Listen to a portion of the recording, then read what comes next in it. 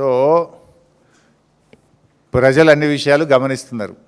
భట్టి గారు కూడా నిర్భయంగా దాని వెనుక ఎవరున్నారో ఆయన బయట పెట్టాలని చెప్పి నేను డిమాండ్ చేస్తూ ఉన్నా.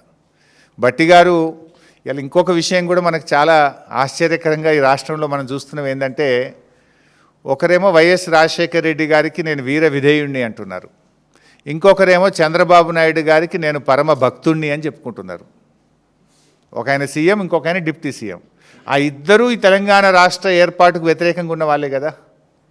ఇద్దరూ తెలంగాణ, ఒక ఆయన సిగరెట్టా బీడియా అని మాట్లాడిండు, ఒక ఆయన చివరి నిమిషంలో కూడా తెలంగాణ రాష్ట్ర ఏర్పాటును అడ్డుకోవడానికి ప్రయత్నం చేసిండ్రు. సో ప్రజలు అన్ని విషయాలు కూడా గమనిస్తూ ఉన్నారు. ఏంది వీళ్ళు ఏం చేస్తున్నారు, ఏం మాట్లాడుతున్న విషయాన్ని కూడా గమనిస్తున్నారు.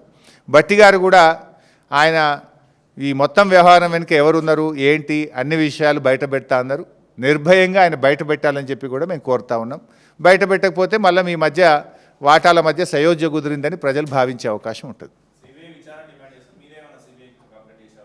తప్పకుండా ఈ అన్ని విషయాలను సిబిఐకి, అవసరమైతే హైకోర్టుకు కూడా వెళ్ళి హైకోర్టు ద్వారా కూడా లీగల్గా కూడా మేము బీఆర్ఎస్ పార్టీ ముందుకు వెళ్తుంది.